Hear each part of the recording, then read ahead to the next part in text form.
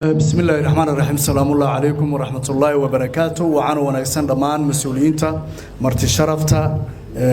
وقامية نقميت يدا علماء الدين كوحجرتك أقوياء النظر دليردا يقيبها كل دوان هل كان السوق يمت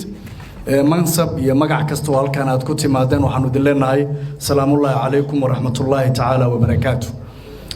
سلام كتب وحاش سمعات شرف يا كرامة بالنوع كسوق يبل كان حفلة قيمها بدن وجوجشيدا فيديي مشرح اللبان عبد الله معلم وضو تقانان عيد إسلام كان أوتر تمايا ونتاجن كوجوليسيجا كرسيجا لحظة يصدح سماد نمبر كيسوياي إسلام كان كترجمة أمام تلا بلوين تهل كان فردية وكميدا بلها الصوماليات أيضا لك لقد غادين هدي الله يدمو سيدا درادت مشرح وهان كقبا كوجوليسيجا كرسيجان يصيدي isagoo marka uu arkaa inay tahay xilliga ugu haboonayd waxaan lahaa ama uu ku fadhiisan lahaa kursigan maadaama uu arko in uu wax qabad muuqda ku soo kordhin karo ummadda Soomaaliyeed gaar ahaan beesha uu markaasi matalo sida daraadeed hadalku ma badna araartu ma badna warku waa kooban yahay waxa isu sheegis yar oo kooban ayaanu guda gali doonaa hadii Allah idmo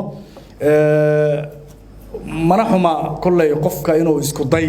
bilaabo ama qofku uu ku guuleystaa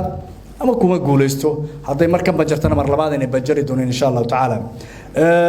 maadaama aanu nahay dad boqolkiiba boqol muslima waxaanu ku furanaynaa horta marka ugu horeysa munaasabadeena quraanka kariimka waxaana noo akhrin doona yaasiin ceel billahi minash shaytaanir rajiim bismillahir rahmaanir rahiim والعصر إن الإنسان لفي خسر إلا الذين آمنوا وعملوا الصالحات وتواصوا بالحق وتواصوا بالصبر صدق الله العظيم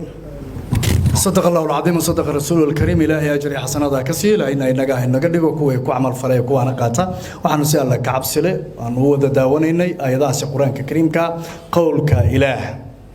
مناسبتنا يا جود قليدونا إن شاء الله تعالى كلي خطبتك كوبنا جري دونا انت نصيب كوي يالتا وكم مقل دونا كلي مشرحنا ونسو حري دونا هدي الله يرادو وعبا كسي ديران مايو بالإريير أو كوبان وجوبابا يو إن وناق الله يسفر الله جماعة مرمانا يتاي مركز تاني دين تلا يسحسوسية أي واجب إنه قلت هاي أي نجعل مركورينا سيو عبد الفتاح حسن أحمد فليتفضل. بسم الله الرحمن الرحيم الحمد لله رب العالمين والصلاة والسلام على نبينا محمد وعلى آله وصحبه وسلم أجمعين أما بعد السلام عليكم ورحمة الله وبركاته دمان مرتي شرف كقيمها بدن ودمان بدن ضد والدين تيدا أقوياهن كني وحجرتك دنيردي سيدو كلا ولكن مرشحة وما أنت قضاء سوك يري دمانتين ودي ما هدعينا أنت كذب كلمة الرئيسية أو إنه إحساسينه وحلا إحساسي وحقوق قيمة بدن وحوايه دردارنك إله ونودر دارمي نبي سنة ونودر دارمي إلهي وحنودر دارمي إن إسقى لجبقه ولقد وصينا الذين أوتوا الكتاب من قبلكم وإياكم أن اتقوا الله الله وحليه هيكو إذن كهري إذن كواحدين دردارني إن هذا الله كبغدان ومعنى هذا يهي وحي كفري الله سمايه وحي كربي الله جهره نبينا عليه الصلاة والسلام وحيري سوى صحابة الله ضايو أوصيكم بتقوى الله والسمع والطاعة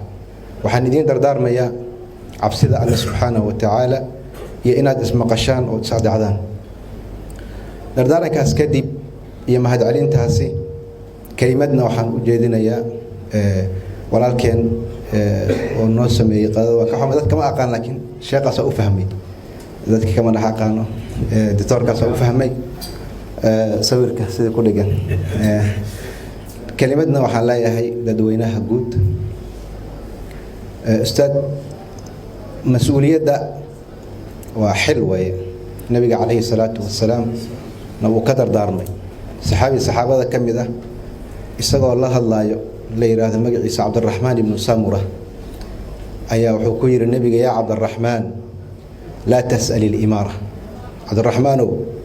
madaxnimada ha raadin maxaa yeelay haddii lagugu siiyo raadin aad raadisay wukilta ilayha adigaa lagu tala saaranaya haddii muxuu ahaaye aadan raadin ee dadku kuu gartaanna ilaahay baa kugu kaalmaynaya subxaanahu watacaala sidoo kale maalin maalmaha ka mid a nebigu waxaa u yimid nin saxaabi oo la yidhaahdo abu darin alkhafaari wuxuu yidhi rasuulka allo maad meel ii dhiibtid meel ii dhiibtid nebiga marka wuxuu ku yidhi abu darow waxaa tahay qof daciif ah wa inahaa amaana mas-uuliyadduna waa ammaano weliba waxaa dheer wa inahaa khizyun wanadaama yowma alqiyaama maalinta qiyaamana qofka uu ka shalaynayaa ilaa man akhadaha bixaqiha qofka xaqeeda ku qaata maahani marka mas-uuliyadda waxay u baahan tahay inta aadan aadin istikhaaro in la sameeyo ilaahay subxaanahu watacaala la weydiiyo oo la dhaho ilaahayow haddii khayr ku jirana iwaafaji hadduu khayr ku jirinna iga leexi laakiin naftaada inta badan waxba u muuqdo waxay iska jeceshahay sida u muuqato waxaa dhici karto si aan ahayn uu khayrka ku jiro marka sida horta khayrka ku jiro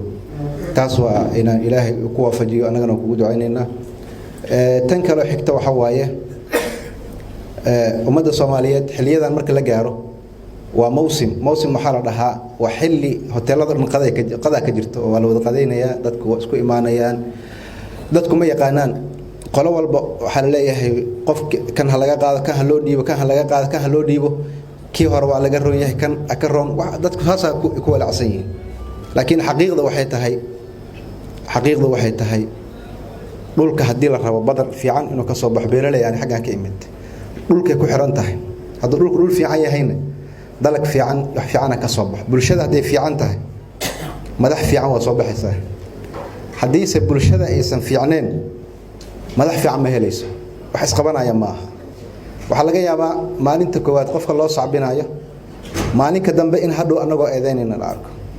marka nebiga waxaa nin la yidhahdo xasan albasri waxaa u yimaadeen qolo aad uu u dhibay xajaaj ibnu yuusuf nin la yidhaahdo way ku dhibtoodeen markuu u yimid xajaaj wuxuu ku yidhi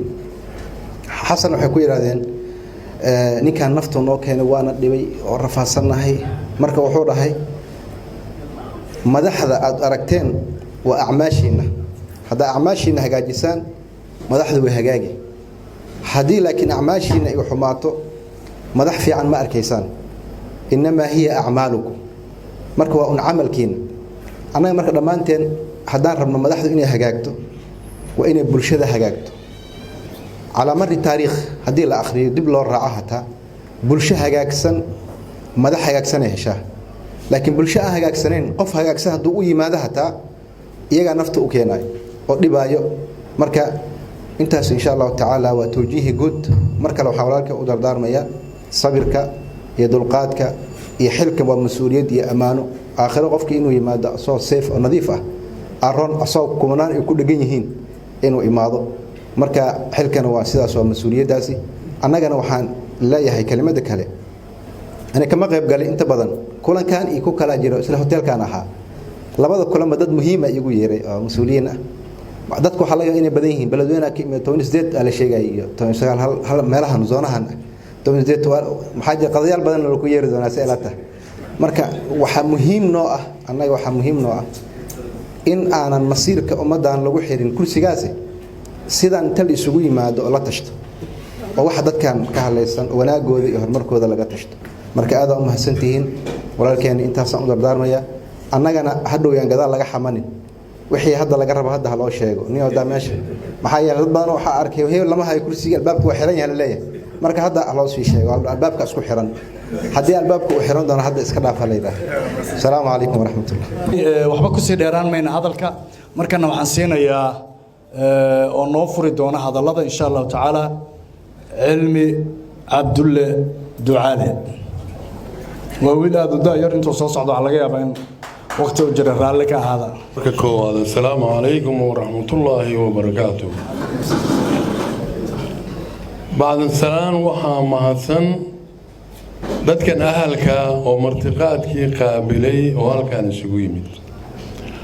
marka labaadna waxaan u mahad celinayaa ninkiina qaabilay oo gogosha noo dhigay aniga warkaygu uma badnaa ma haddaasoo ku siman yahay insha allahu waana layga dambayn doonaa warkana intaasaan ku dhammaystiray wasalaamu calaykum waraxmatullahi wabarakaatu cilmi warka waa furay inta dambana kulley waa dhammaystirka laydinka baahan yahay insha allahu tacaala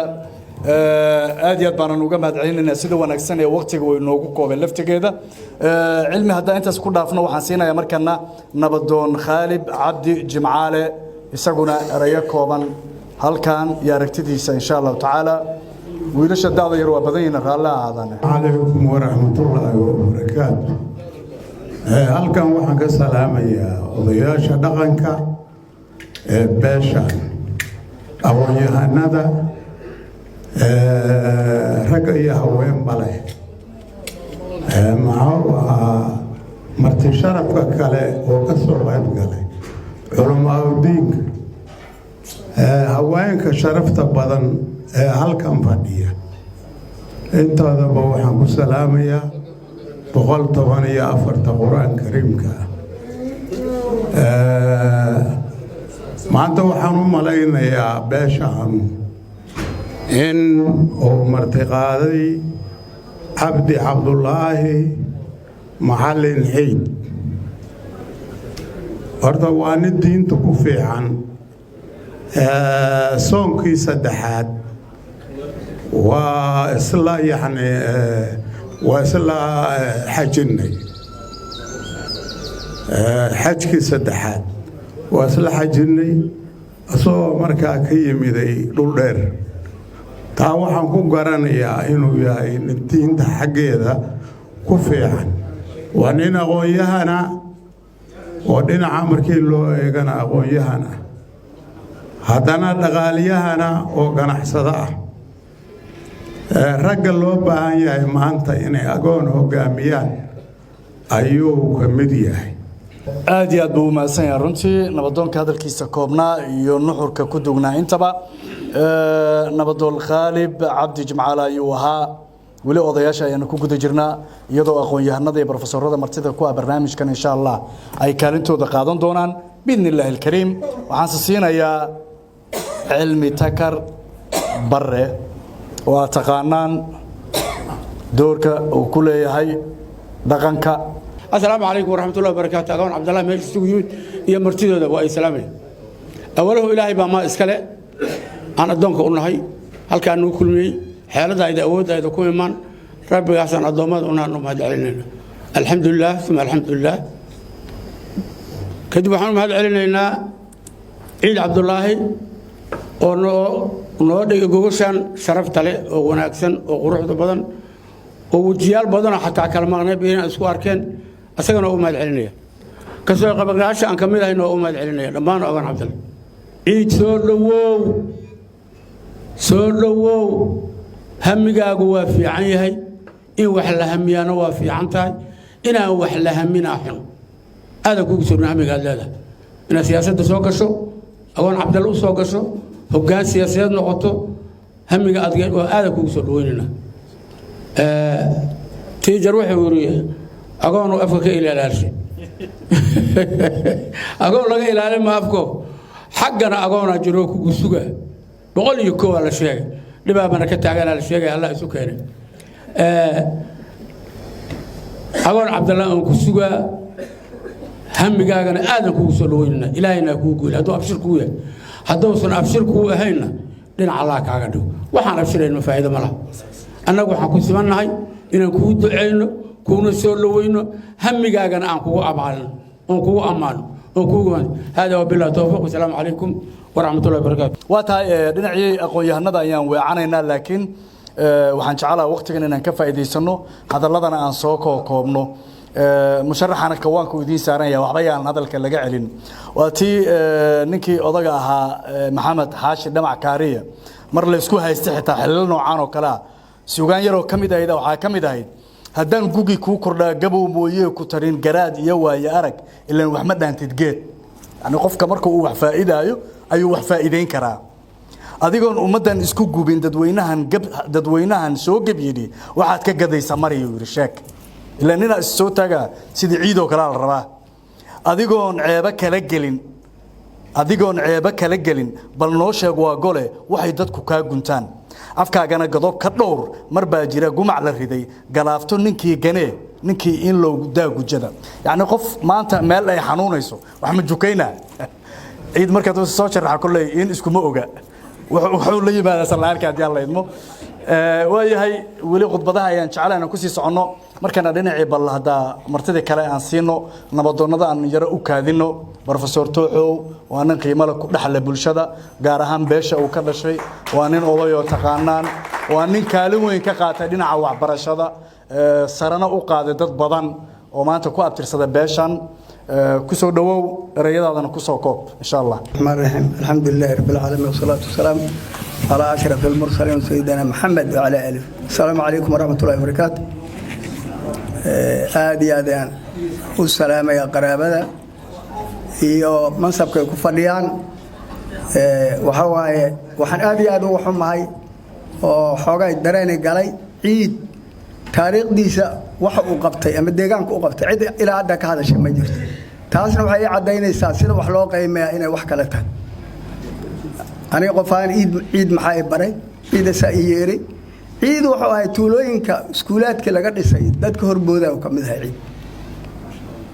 ciid wuxuu ahay saddex nin ugu dhaqdhaqaaq badneed asaga oo gudoomiye ah nin Cabdi Xayuuka la yiraahdo magaciisa hadda ma taqaanaa Ilyas Cabdi Xayuuka iyo nin la yiraahdo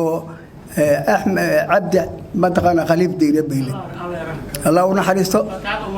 ay faataxadu mar raga waxa way ku hamiyay xataa in Coomaad laga dhiso ma taqaanaa intaas oo guri laga dhiso oo dadka la soo keeno waxay aan iskuulaadka markaan bilaabaynay dadka aan maciisanay ahayn dadka wax noo taray ahayn dadka aan la hadli jirnay dadka markaan war u sheegno oo nala hadlaan oo telephone conference aan sameeyno mar walba aan maartay aan himma qabnay marka mar alaal markuu ciid halka yimaadana waa kulmeynay si uu ii weydiiyo progresska iskuulaadka ay sameeyeen marka ma aha ciid waa markii uu horisay imaada u maleynaa munaasabad noocaan laakiin waa ii suura gali weysay anoo hawl badan haayo oo bima taqaana hawl aad u fara badan haayo haddana waa ii suura gali weysay ciid markuu marti qaaday inaan ka joogo because waxa mar walba mar alaal markuu yimaado progresska iskuulaadka lagu sameeyay waxa ma taqaana la qabtay meesha wax marayaan marka ciid dadka telefoonada dadka ka qaba waa ma ahayn marka mutarbiish la weydiiyay diyaar u lahay mar walba aniga takalaaniga agoon cid uu ka yeemaan agoonka ma baraadiyaba laakiin hadda la sheegay inuu irab yahay wallahi hadda la sheegay marka ciid waa inay saasay tahay agoona korkaas koro sadexgaas marka waxa taabana waa noo jirtaa insha Allah taala waxay marka ciid waxa ku bishaarayna iskuulaadka aad dhisteen maanta inay taagayiin laga bilaabo meeraqoodo takaraale beer gadiid jiracle sugow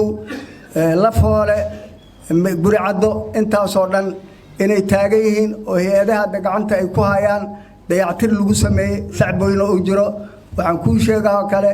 inay wasaaradda ka register gaysay iskuulaadkaas ay mushaarka qaadanay wasaaradda waxbarashada marka aniga ciidan qaabka wax ku qiimeeyay ma aqaan ma lacag wax lagu qiimeeyaa ma progress wax la qabta wax lagu qiimeeyaa laakiin aniga waxa idin sheegaa ciid waxa way doorkiisa uu qaatay waan u mahad celeynaa jazaahu Allahu khayran wa billahi tawfiiq assalamu alaykum professorka aad iyo aad buu maasan yahay waana jirtaa wax la arki waayo qof baa iftiimiya professorka waxaan ku daraa laakiin odaga hay soo sharaxo xilka inuu san u waaleenin waxa daliilku ugu ah Soomaalidu waxay tiraahdaa mugta qofkaas waa ciyaalka xaafadda marka odaga ciyaalka xaafaddu hadda gadaal iska fadhiya xitaa madax iska ma dhigan horama imaan marka isma muujin taasana noqon kartaa muraayada laga dheehan karo aad iyo aad baad u mahadsantihiin laakiin waxaan siinayaa markan guusha Xuseen Sandhool falay tafadal aragtidaada iyo hadalkaaga bismillaah والصلاة والسلام على رسول الله صلى الله عليه وسلم وبعد الجماعة كلهم بقول لك السلام عليكم ورحمة الله تعالى وبركاته أنا وماهي ذاتك ميكروفونك كيسيغا كوه مرغول بانا جعلنا ميلها كهلان نين ميلها تقو كهلانا ميهي ما أنت وحي سويستاجي هل كان هرتيننا إمادني إلهي وقدري نير oo gacanta lahay oo meel ugu la soo koray oo aan ka soo tagay oo maanta hamigaas u soo istaagay dartiis ayaan u soo istaagay maanta waxaana ka rajaynayaa maanta waa bilaabe dhammaystirkan insha allahu tacaala inaan wada joogno biidnillaahi alkariim ciid waxaan leeyahay dadku waa dadkaagii dalku waa dalkaagii soo dhawaaw soo dhawaaw soo dhawaaw martina kama tiid taa haddaan ka gudbo waxaan rabaa mid inaan ku daro hadda ka hor odayaashii hore allah u naxariistay oday abtiga ayaa saanoo kale duqado u sameeyey oo dowladda hore ka rabay in uu meel uu ka cariirsado markii la qadeeya duca lagu bilaabay marka hadday allah kuu sahlo hadday khayr kuu tahay laba nin markay kacdo mar saddexaadkii oo wuxuu yidhi raalli haada waxaad ku ducaysaanuu yidhi ilaahya kuu sahlo khayrkeeda ilaaha ku shaqale hadda waxaan rabaa warkaygiina ku soo koobay ciidna aan idhaa khayr hadday kuu tahay allah kuu sahlo haddayna kuu ahayne khayr allah kaaga dhigo wasalaamu calaykum waraxmatullaahi tacaala wabarakaatu aad iyo aad baad u mahadsan tahay waana kaaga mahadcelinayna fikirkeenna sidaan ballantii aan laga bixin ballantu sida ahayd inaan soo gabagabayno waaye insha allahu tacaala waxaan siinaynaa ninka safarka dheer u soo galay inuu u istaago tartanka kursigan oo lagu haysto hirig dheer calaf hadday u tahay inuu helo haddaysan ahayn heli maayo soo dhowow musharax xildhibaan maasha allah magacaygu waa ciid cabdulaahi macalin waxaan ahay musharaxa u taagan kursigaas eber 63 intaan gudagelin horta hawshaan meesha u mid waxaan rabaa inaan u mahad celiyo dhammaan kasoo qaybgalayaasha kasoo qaybgalay xafladan quruxda badan iyo dhammaan intii soo agaasintay oo ka shaqaysay inay sidaan quruxda badan u dhacdo waa idinka mahadnaqayaa jazaakum allahu khayran jazaa alxsaan waxaan rabaa inaan halkaan idinka announce gareeyo ama aan idinka sheego inaan ahay musharax u taagan kursigaas eber 63 oo aad taqaanaan oo ah kursiga beesha agoon cabdalle waa la sheegay hadda waxa waaye waxay noqdeen nambarkaas haddii la sheegay xitaa waa la yaqaanaa marka waa kursiga beesha agoon cabdalle ma ahayn wax igu dhashay habeen madow oon iska doortay oon iri waxaan u tartamayaa kursigaas laakiin la tashiyo badan wada hadal saaxiibo asxaab qaraabo waxa dhan markaan sameeyey xitaa familigayga aan la tashaday ayay ii soo baxday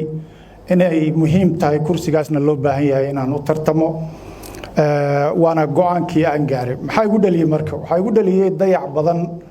oo ka muuqda deegaankii aan ka soo jeednay oo leh mid bulsho iyo mid deegaan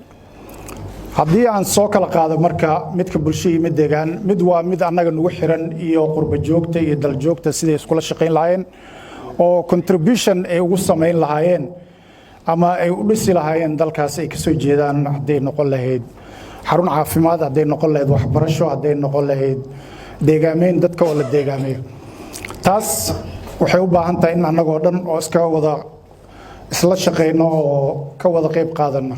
laakiin midda ugu muhiimsan waxay tahay matalaadii aan ku lahayn dowladda dhexe ee federaalka iyo midaan hadda la yiri waa maamul goboleed oo Hirshabelle maamul goboleedka horta Hirshabelle haddaan ku horumaro waa ogtiin sida lagu dhisay qof annaga naga mida oo ka qayb qaatay ama raalli ka ahaa ama laga talageliyay ma jirto haddana sidaad aragtaan annagana aan awalba sheegayna waxaa ka jira qaladaad aad u badan kaas marka waxaan rajaynaynaa in fadhiga la isugu soo noqdo ayadoo caqliga iyo maskaxda iyo dadka dhan ay degan yihiin la wada jeexo dadkii deegaanka lahaa la isku siiyo deegaan iyo tiro iyo yaale meeshan iyo yaa mudan moogii waxaan lala cararay oo hadeertan aan la garanayn xitaa qaabkay u shaqaynayaan iyo waxaan soo dhaweynaa ama qayb ka noqon doonaa in lagu noqdo dib u habeyn lagu sameeyo hadday noqon lahayd magaca deegaanka hadday noqon lahayd madaxtooyada hadday noqon lahayd madaxweynaha hadday noqon lahayd representationka xildhibaanada waxaasoo dhan in lagu noqdo oo annagoo fadhina raallina ka ah saas lagu wada go'aamiyo midda dowladda dhexe aadan ugu dulmanayda laftigeeda beesha aan ka soo jeedno waxay leedahay hal wasiir oo aan lahayn wasiir dowle aan lahayn wasiir ku-xigeen aan lahayn agaasime aan lahayn wax kale oo jira waa dulan aad u weyn taasna waxaa looga bixi karaa annagoo dhan oo iswadana oo og waxaan leenahay iyo waxa Soomaaliya nala leedahay inaan si wada jira aan u doonno waxaa hadalladiina ku badnaa kaftan ah Soomaalida kaftanka wax soo sheegtay ama ninka albaabada naga xirtaa aniga kulay ninkii yaqaana taleefanka aan wato hadeertan intaan qurbaha deganaa oo aan hadda tirada iyo numberska aan deganaa idin sheegeen weligiis lama xirin qof kasta oo soo waca waa helaa nambarkayga waxaan idiin ballan qaadaya haddaad kursigaas igu aamintaan oo ii doorataan inaan constituency-ga aad iga soo doorateen oo ah beledweyne iyo deegaamadiisa aan noqon doona nin ka shaqeeya gobolka banaadir xafiiska baarlamaanka iyo meesha iga soo doorateen labada meelba waxaan ka samaysan doonaa xafiis ma aha in oo xafiiskaas ay nimankan iga bixin doonaan aniga ayaa la imaan doona xafiis regli ah oo dadka baahiyahooda iyo aruuriya si aan anigana berita aan hawshaas wax uga qabto midda biyo-baxada airportka beledweyne wadooyinka beledweyne xarunta maamulka dhismayaasha waxa dhan waxaa ka muuqda dayac aad u tiro badan haddii ilaahay ka raalli noqdo oon kursigaas ku guulaysano waxaan wax ka qaban doonaa number 1 biyo-baxada anigoo la kaashan doona meel walbo iyo cid kasta iyo idinka jeebabkiina waxa ku jira ayaan si wada jira biyo-baxadaas wax uga qaban doonaa adduunku waan ugu nacay xaflado badan aan ka samaynay Mareykanka iyo meelaha kale maalin walba wax keena dadkii laftigooda waan dhibsadeen waxaan samayn doonaa isku tashi annaga aan isku tashano oo aan biyahaas isaga leexino oo waliba biyahaas aan dib u isticmaali karno ma aha in biyo la leexiyo la tuure inaan samayn doono biyo xireen marka u baahanana aan soo ceshano oo magaaladii iyo waraabkii u isticmaalno markay naga bataan aan iska leexino taas waa taas airportka Ugaas Khaliif oo aan ognahay inuu yahay airportyadii ugu horeeyay uguna dhismaha horeeyay maanta sida uu yaalo iyo markii roob daa iyo in meelo kale iyo degmooyin iyo tuulooyin nagu xeeran laga soo dego oo halkaas baawur laga soo qaato oo laga soo galo magaalada beledweyne aaday nasiib darro u tahay waxaan xoogga saari doonaa dhismaha airportka beledweyne waxaan aad aragteen oo maamul goboleed jira airportyada waa loo dhisaa xafiisyada dawladda waa loo dhisaa biyo xireennada waa loo dhisaa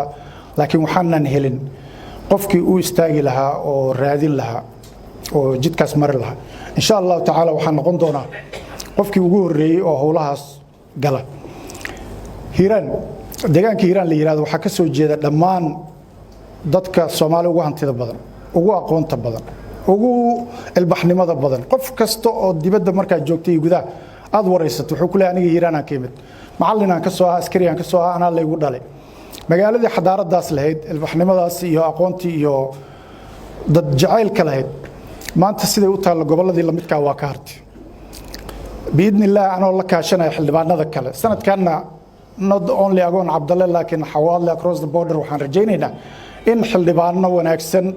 aqoon-yahanada tayo leh ay ka soo baxaan xildhibaano wada shaqeeya hadda waxaad arkaysaa 8 xildhibaan ah joogto 8 jufo kala duwan nin walba ninka kala xitaa masalaam maxaa ugu wacan waxa waaye waxaysan garanayn waxa caamka iyo waxa oo gooni-goonida bal aniga ninkii agoon Cabdalle ila tartamay aan ka baqay nin yabar madaxweynaha macallin madaxweynaha oo wada shaqeyn naga dhaxayso waxaan uga baqo oo la hadli waay maxay tahay waxaan samayn doonaa inaan xiriir la samaysto dadkaas waliba reehiiraanka in general dadka gobolka nala dega inaan xiriir la samayno oo ayaga laftigooda soo dhaweyno gobolkan gobol naga dhaxeeyo waay aan wada dhisano nabadgelyadiisa ka wada shaqeyno dhaqaalihiisa ka wada shaqeyno deegaameynteeda ay noqotay Hiiraan sidii ahaan jirtay bari oo qof walba oo raba inuu soo maro dalkan oo raba qof kasta oo raba inuu gobolkan yimaado oo yimaado ku noolaan karo asoon la lahayn xagee ka timid iyo tahay xagee u socota insha Allah taala waxaan idinku imid maanta inaan idinku wargeliyo inaan u sharaxanahay kursigaas 063 I know inay qaarkiin horta waa ku jiraan ergooyinka waana is aragnay waana is arki doonaa laakiin waxaan idinka rabaa ducadiina waxaan idinka rabaa qof walba qof uu yaqaan adeer abti walaal oo ergada kamida oo odayaasha dhaqanka kamida waxaan rabaa nin walba oo isla ninkan waxaad ku tuumaysaa wax yar oo la xajaclaa oo deegaanka oo dadka oo gobolka oo dhammaan meeshan ka nimida inuu waco qofka mas'uulka uga meeshaas oo yiraahdo alla ilaahay ninkii maanta ku haboona ayaan arkay ninkaas ila qaada intaas aad ka rabaa waana idinka filaa insha Allah taala والسلام عليكم ورحمة الله وبركاته